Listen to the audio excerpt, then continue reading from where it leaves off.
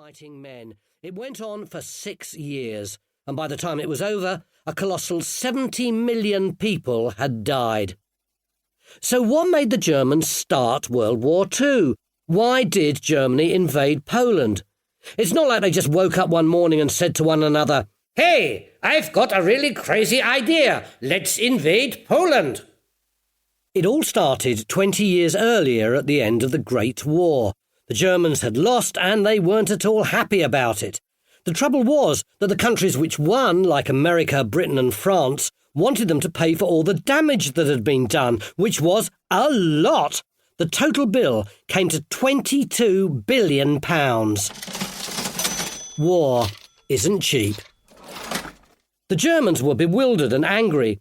They thought they were going to win. They had been winning at the beginning, and now they were supposed to pay back all this money. How unfair can you get? The whole world gets depressed. While the Germans were moaning about how badly they were being treated, everyone else was busy celebrating the end of the war, spending money on jazz records, cars, and chocolate chip cookies. But then suddenly in 1929, the whole world went bust. Banks and businesses closed, people lost their jobs because there was no money to pay their wages, and families couldn't afford food or heating.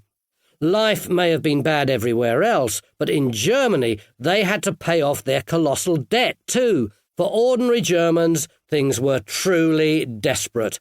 This dreadful time was called the Great Depression. Money in a wheelbarrow.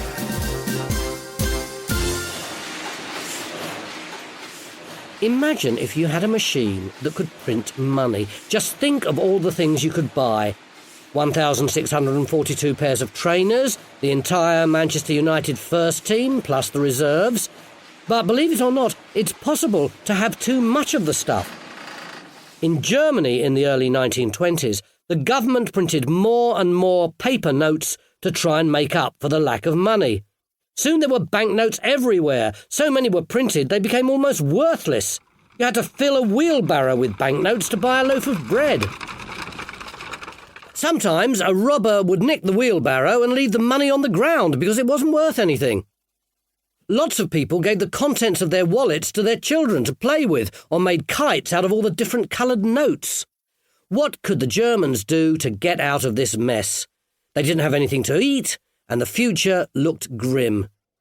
The politicians weren't any help. They just argued with each other all the time. People thought they needed somebody to sort things out for them, someone who could make Germany rich and successful again. Who could that someone be?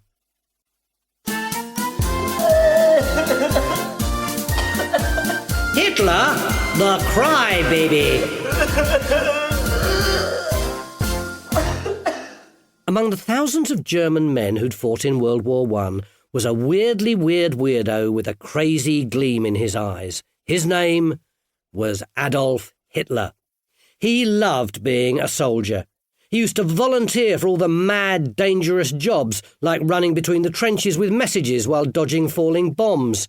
Several times he narrowly escaped being blown to bits. He won lots of medals for bravery, but his fellow soldiers, who were fed up with the rotten food, the muddy trenches and being shot at every day, thought he was a nutter. They fancied going home, but Adolf told them that anyone who wanted to bottle out was a traitor.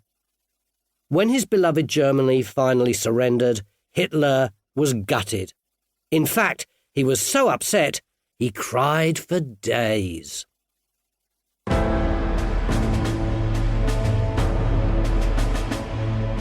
Nasty Nazis!